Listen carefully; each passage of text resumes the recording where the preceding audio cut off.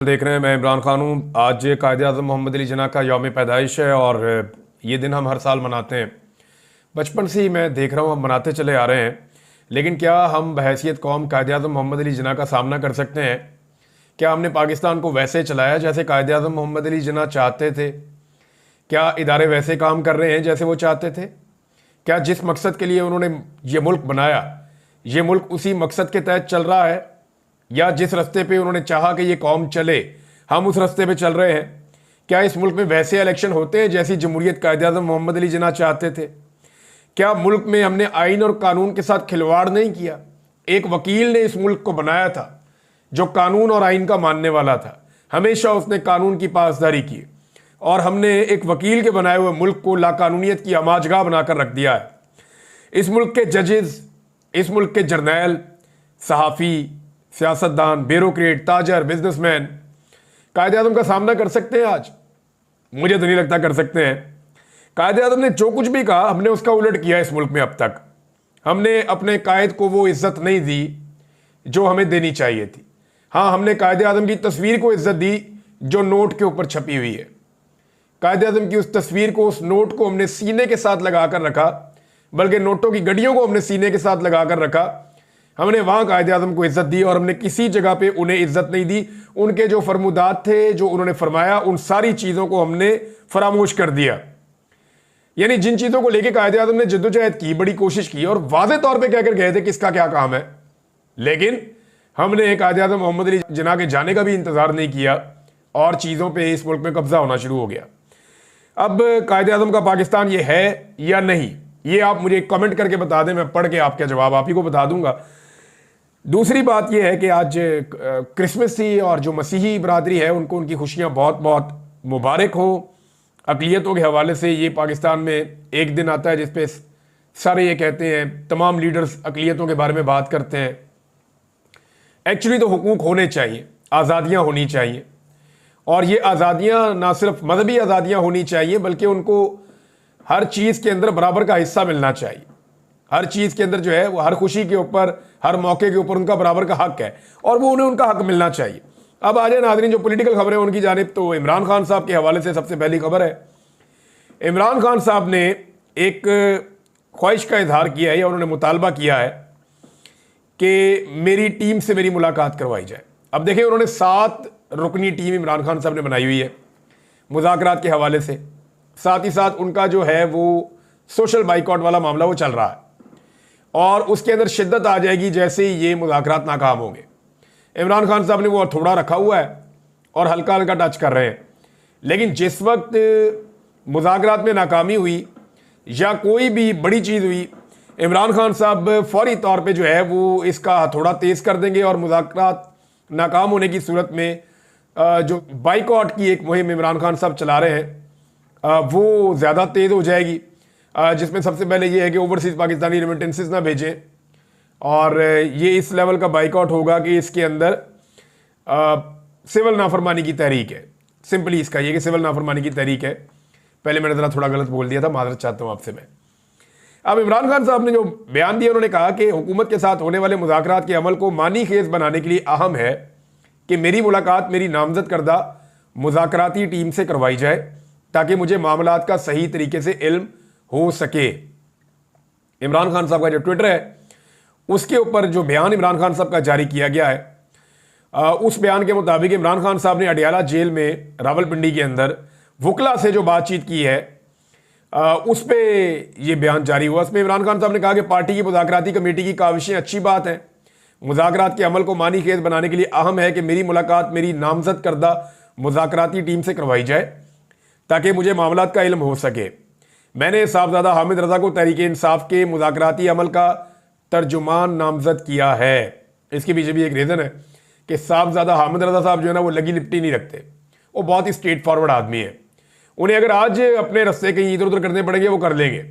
वो साहबजादा हामिद रज़ा को मैं जानता हूँ, इनके वालिद साहब को भी मैं कवर करता रहा हूँ माजी में, अल्लाह ताला उन्हें गरीक रहमत करे। लेकिन साहबजादा हामिद रज़ा के साथ मेरी जितनी मुलाकातें हुई, जितनी बातचीत हुई, वो बहुत स्ट्रेट फॉरवर्ड आदमी है और वो एक मुहिब वतन आदमी है। उनके दिल में पाकिस्तान मैंने देखा है और इस्लाम और पाकिस्तान, वो हमेशा इन दो चीज़ों की बहुत बात करते हैं। तो साहबजादा हामिद रजा साहब को इमरान खान साहब ने मुज़ाकराती अमल का तर्जुमान नामजद किया है। हुकूमत अगर नतीजा खेज मुज़ाकरात चाहती है तो हमारे दो मुतालबात हैं, एक अंडर ट्रायल सियासी कैदियों की रिहाई, दूसरा 9 मई और 26 नवंबर के वाक़यात पर सीनियर तरीन जजेस पर मुश्तमिल जुडिशल कमीशन का क़याम। इमरान खान ने कहा कि इन मुतालबात पर अमल दरामद की सूरत में हम सिविल नाफरमानी की तहरीक को मौखर कर देंगे, लेकिन मुझे खदशा है कि हुकूमत हमारे 9 मई और 26 नवंबर की तहकीकात के मुतालबे को पसे पुश्त डालने की कोशिश करेगी, लेकिन हम ऐसा होने नहीं देंगे। मिलिट्री कोर्ट्स के गैर आईनी फैसलों को मुस्तरद करता हूं। सारी दुनिया ने तो मुस्तरद कर दिया। इमरान खान साहब से मुलाकात हुई, उनसे बात हुई लोगों की, उन्होंने कहा जी मैं भी मुस्तरद करता हूं। इन फैसलों की वजह से पाकिस्तान की बैन अवी दुनिया में बदनामी भी हो रही है और ऐसे गैर इंसानी अमल से मुल्क को माशी पाबंदियों का सामना भी करना पड़ सकता है। यह फैसला देकर आईनी बेंच के चेहरे पर भी तमाचा मारा गया है। इमरान खान ने कहा कि अब तो अदलिया ने भी एतराफ़ किया है कि मुल्क में सियासी इंजीनियरिंग हो रही है, जिसका साफ मतलब है कि तहरीक इंसाफ को कुचला जा रहा है और तहरीक इंसाफ को दबाते दबाते हकीकत में जमहूरियत, अदलिया की आज़ादी और कानून की हुक्मरानी का जनाजा निकाल दिया गया है। कोई मुल्क बैरूनी और अंदरूनी सरमायाकारी के बगैर तरक्की नहीं कर सकता और सरमायाकारी कभी कानून की हुक्मरानी के बगैर आ ही नहीं सकती। लोग पैसे निकालते, लोग कहते हैं मुल्क में कानून ही नहीं है भाई, जो जिसका मर्जी पैसा छीन लेता है, जिसकी लाठी उसकी भैंस, जो दिल करता है जैसे मर्जी करता है, जिसको चुक के अंदर करना अंदर कर देते हैं। वो बेचारे एक बहुत बड़ी कंपनी थी जिनकी वो बोतलें शोतलें बनती थी, उनको पकड़ के अंदर डाल दिया, वो साहब अंदर हो गए, उनका सारा कारोबार तलपट हो गया, पता नहीं किधर है, आपको कुछ समझ ही नहीं आती। उसके बाद एक दो बंदे जो मंजूर नजर हैं, उनकी बोतलों की फैक्ट्रियां बन गई हैं।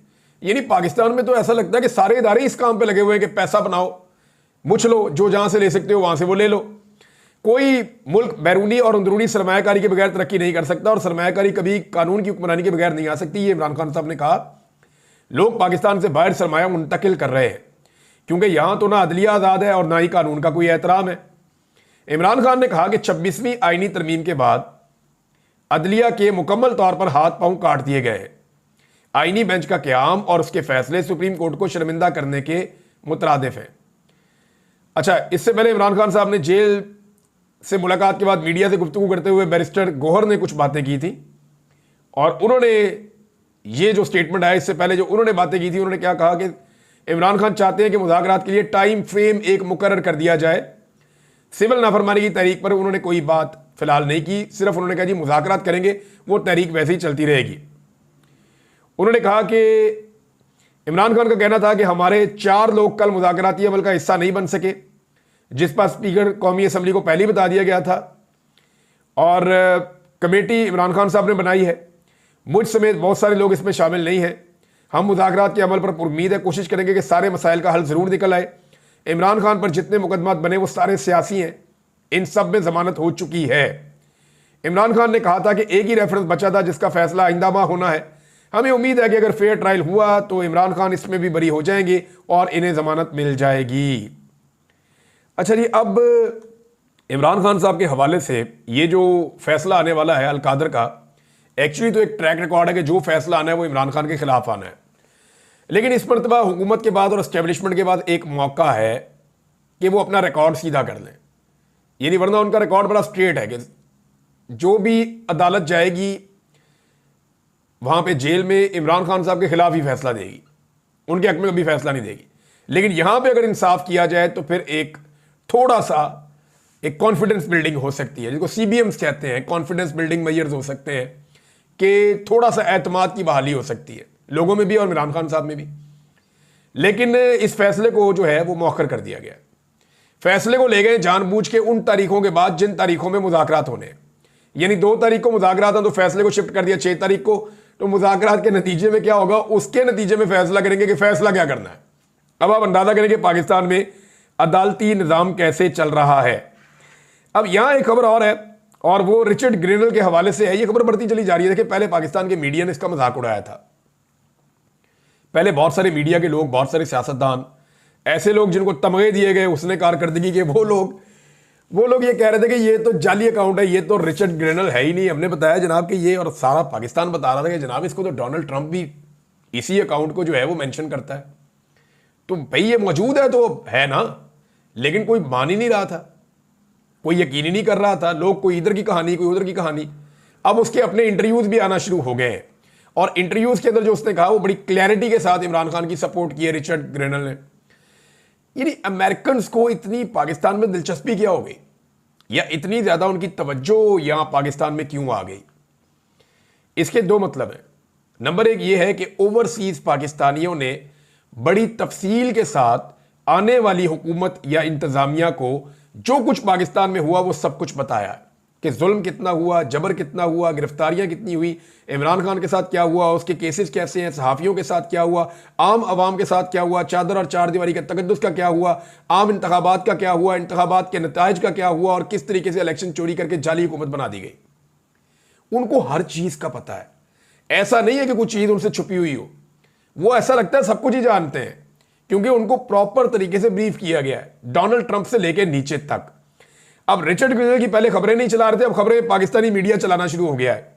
उसकी वजह यह है कि आने वाले दिनों में ये कोई मसाला लगा के तो कोई बयानियां बनाना शुरू करेंगे नवाज शरीफ के हक में, जनाब देखे ना हमारी हुकूमत गिरा दी गई, देखे ना इमरान खान को अमेरिका ने बाहर निकाला।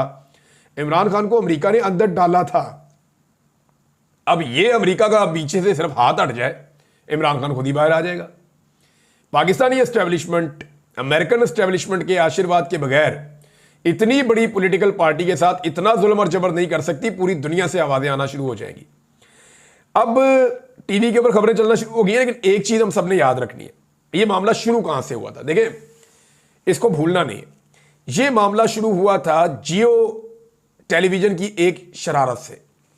जो जंग ग्रुप है, जियो ग्रुप है मीर साहब का, उसकी एक शरारत से यह मामला शुरू हुआ था। उन्होंने डीग्रेड करने के लिए पहले डोनाल्ड ट्रंप को एक गंदे तरीके से पोर्ट्रे किया जब वो सदारती इलेक्शन जीता।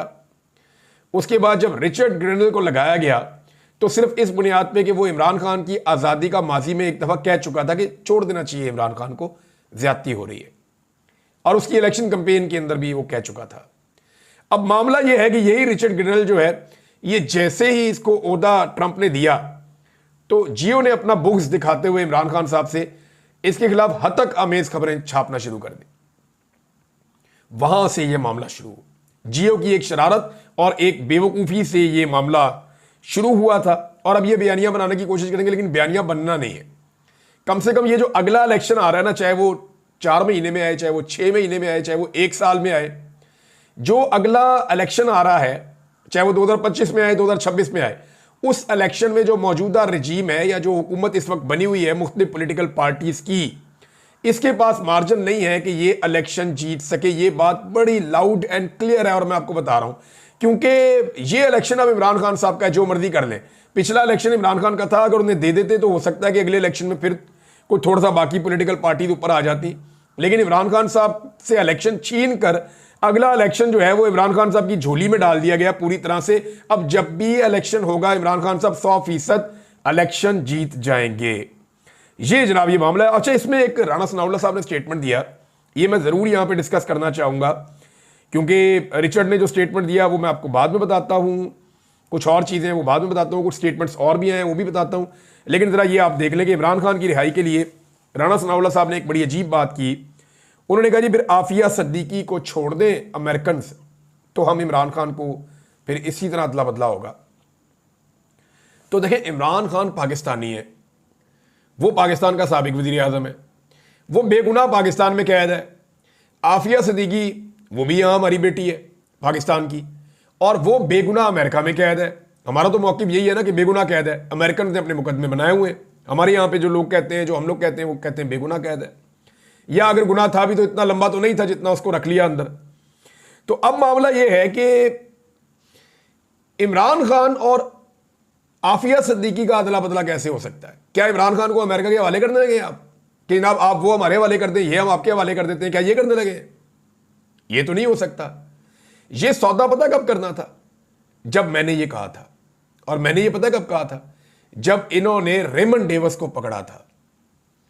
रेमंड डेविस को जब पकड़ा गया था, जब लाहौर में उसने कत्लेआम किया, उसको गिरफ्तार कर लिया गया, और रेमंड डेविस को जब अमेरिका ने मांगा तो पाकिस्तान की पूरी एस्टेब्लिशमेंट, पाकिस्तान की एजेंसियां, पाकिस्तान की हुकूमत, स्पेशली उस वक्त शहबाज हुकूमत थी पंजाब में, शहबाज शरीफ, नवाज शरीफ और राणा सनाउल्लाह गालिबन वजीर कानून थे, इन सारों ने कमर कस ली थी कि कुछ भी हो जाए, हमने हर हाल में रेमंड डेविस को वापस अमेरिका के हवाले करना है। खून बहा जो दिया गया था ना, वो भी रेमंड डेविस का कोई अमेरिका ने नहीं दिया था। वो यहां शुगर मिलों से पता नहीं कहां से उन्होंने पैसा अरेंज करके खून बहा उसके रिश्तेदारों को दिया था। वो सारा खानदान ही तबाह हो गया उन पैसों की वजह से, उन्होंने जो सौदा किया। वो ना भी करते तो रेमंड डेविस चला जाता। वो मौका था, तब मैंने ये बात की थी तो ये लोग मजाक उड़ा रहे थे, ये कहते थे ये क्या बात कर रहे हो। मैं उस वक्त कह रहा था और बहुत सारे और लोग भी कह रहे थे कि अगर सौदा करना है तो अब करो। उन्हें को आपके रेमंड डेविस ने यहां दहशतगर्दी की है, यहां जुर्म किया पाकिस्तान में, इसको कोई किसी किस्म की डिप्लोमेटिक इम्यूनिटी नहीं है, ब्लैक वाटर का आदमी है, ये बंदा हम आपको दे देते हैं। उसी रेमंड डेविस ने जाके अमेरिका में जुर्म किया, गिरफ्तार हो गया। वहां उसको किसी ने नहीं छुड़वाया, यहां से वो छुड़वा कर ले गए। शाह महमूद कुरैशी साहब ने उस मामले के ऊपर बड़ा रोला डाला था और यही एक वजह बनी थी जब उन्होंने पाकिस्तान पीपल्स पार्टी से अलहदगी कर ली थी। तो पीपल्स पार्टी में और नून लीग में मुकाबला चल रहा था कि ज्यादा बेहतर अंदाज में रेमंड डेविस को छोड़ने में किसका किरदार होगा, और एस्टेब्लिशमेंट जो है वो इन दोनों को डील कर रही थी। जैसे खसूसी तैयारे में उसको पहुंचाया गया। तो अब मामला यह है कि रेमंड डेविस के बदले करना था ना ये राणा साहब, आपने उस दौर में तो आप मौजूद थे, पंजाब में जुर्म हुआ था, पंजाब में आप मौजूद थे, तो रेमंड डेविस के बदले में आपने किया नहीं। अब आप कहते हैं इमरान खान के बदले में, या तो कोई अमेरिकन अमेरिका में गिरफ्तार हुआ हो तो आप ये मुतालबा करें कि अमेरिका में फलां अमेरिकन गिरफ्तार हुआ है, या मिसाल के तौर पे डोनाल्ड ट्रंप अमेरिका में गिरफ्तार होता और मुतालबा किया जाता या जो बाइडन अमेरिका में गिरफ्तार हो जाए, तो फिर आप मुतालबा करें जी आप जो बाइडन को छोड़ दें, हम इमरान खान को छोड़ देते हैं, फिर तो चलो बात समझ आती है, अगर जो बाइडन बेगुनाह बंद है तो ये अजीबोगरीब बातें करके आप चीज़ों को इधर से उधर नहीं कर सकते। कुछ खबरें और नाज़रीन आपको देनी है, लेकिन पहले इतना ये रिचर्ड ग्रेनल ने क्या कहा। उन्होंने कहा कि पाकिस्तान के साबिक वज़ीर-ए-आज़म इमरान खान को जेल से रिहा किया जाना चाहिए। और टीवी को इंटरव्यू वो दे रहे थे, अमेरिकन टीवी को, उन्होंने कहा कि बानी पीटीआई को रिहा किया जाए। ये मैं दबे लफ्ज़ों में नहीं कह रहा, मैं खुलकर कह रहा हूं कि इमरान खान को रिहा किया जाए। उन्होंने कहा कि अक्लो फहम रखने वाले गैर रवायती जो सियासतदान हैं इमरान खान साहब हैं, और वो एक बड़े शानदार क्रिकेटर भी हैं, वो कैप्टन भी रहे हैं, फिर वो जो बात करते हैं वो कॉमन सेंस से बात करते हैं इमरान खान साहब। नॉर्मली हमारे जो लीडर थे उनमें कॉमन सेंस नहीं होती। तो डोनाल्ड ट्रंप भी एक बड़ा जहीन आदमी अपने तरीके से चलता है, तो इमरान खान साहब जो है उनमें भी जहानत है। तो इमरान खान साहब अपने मुंह से कई मरतबा कहते थे कि इनको वेस्ट को कैसे कंट्रोल करना है, इनसे कैसे बात करनी है, ये मुझे पता है। और आज वो जेल में है, उस आदमी वो सुन तो नहीं रहा ना, लेकिन इसकी बात की सदाकत के ऊपर मोहर लग रही है कि वाकई में अगर किसी ने वेस्ट को डील किया है ना तो इमरान खान ने किया है। उनके खिलाफ स्टेटमेंट्स भी दिए, जिस जगह पे उन्होंने ज्यादती की वहां पे उनको पॉइंट आउट किया, और हर जुल्म और ज्यादती के खिलाफ ना सिर्फ इमरान खान खड़ा हुआ, बल्कि आज इमरान खान मुश्किल में तो वो कह रहे हैं जी बंदा ठीक है, वो बात सही करता था, चापलूसी से अंग्रेज नहीं मानता, वो स्ट्रेट फॉरवर्ड किस्म के लोग हैं। तो इमरान खान ने उनको बेहतर डील किया। रिचर्ड ने कहा कि इमरान खान पर सदर ट्रंप की तरह के करप्शन के बहुत सारे झूठे इल्जामात हैं। इमरान खान को भी पाकिस्तान की हुक्मरान जमात ने जेल में डाला है। वो वज़ीर-ए-आज़म के लिए इंतखाब लड़ना चाहते हैं तो आवाम को फैसला करने देना चाहिए। ट्रंप इंतजामिया के दौर में ताल्लुकात बहुत अच्छे थे इमरान खान से, बतौर वज़ीर-ए-आज़म अमरीकी सदर ट्रंप से अच्छे ताल्लुकात थे। इमरान खान सिस्टम के बाहर के आदमी थे, यही तो प्रॉब्लम है, आउटसाइडर है। मैं पहले कई दफा कह चुका हूं कि इमरान खान एलियन है इस सिस्टम के लिए, और सिस्टम इमरान खान को हजम नहीं कर पा रहा, और इमरान खान सिस्टम को ठीक करना चाह रहे हैं। उन्होंने कहा ट्रंप से अच्छे ताल्लुकात थे और रवायती सियासतदान नहीं है, इसलिए वो बड़ी साफ बात करते हैं। उन्होंने कहा कि जी जो बाइडन इंतजामिया ने गुज़िश्ता 4 साल जो कुछ नज़रअंदाज किया है और कोई पेशरफ्त नहीं की है, अब जाते जाते वो ऐसा दिखाना चाह रही है जो बाइडन इंतजामिया, जैसे उन्हें बहुत परवाह है। इसको हमारी ज़ुबान में कहते हैं गोगलुओं से मट्टी झाड़ना। वो अब गोगलुओं से मट्टी झाड़ना चाह रहे हैं, लेकिन कोई पेशरफ्त उन्होंने नहीं की। नाउ इट्स टू लेट, ये बात वो पहले भी कह चुके हैं। एक ट्वीट नाजरीन और आया है, वो मैं आपके साथ शेयर कर देता हूं। ये क्लॉडिया वेब, ये बरतानवी रुकन है पार्लियामेंट की, उन्होंने इमरान खान को रिहा करने का मुतालबा किया। उन्होंने कहा कि इमरान खान की मुसलसल कैद हमें इस बात की याद दिलाती है कि इक़्तिदार हमेशा सच्चाई से डरता है। उन्होंने मजीद कहा कि इमरान खान की कैद की कोई कानूनी बुनियाद नहीं है और यह बैनुल अक़वामी कवानीन और पाकिस्तानी अवाम के जमहूरी हुकूक की खिलाफ वर्जी है। ये जनाब एक और ट्वीट भी आ गया है, और एक के बाद एक ट्वीट आ रहा है और आते ही चले जा रहे हैं, तो ये बात बढ़ती जाएगी। इससे पहले आपको याद होगा अक़वाम मुत्तहिदा ने बाकायदा ये कह दिया था अपनी इन्वेस्टिगेशंस करके कि इमरान खान के ऊपर जो मुकदमा हैं वो सियासी नौयत के हैं और ये जुल्म और ज़्यादती हो रही है, और उन्होंने पहले ही कहा था कि इमरान खान को रिहा किया जाए। बाकी जो मुल्क बीच में आ रहे हैं या सियासतदान बीच में आ रहे हैं वो तो अब आ रहे हैं। नाज़रीन, अब तक के लिए इतने, अपना ख्याल रखिएगा, अपने चैनल का भी। अल्लाह हाफ़िज़।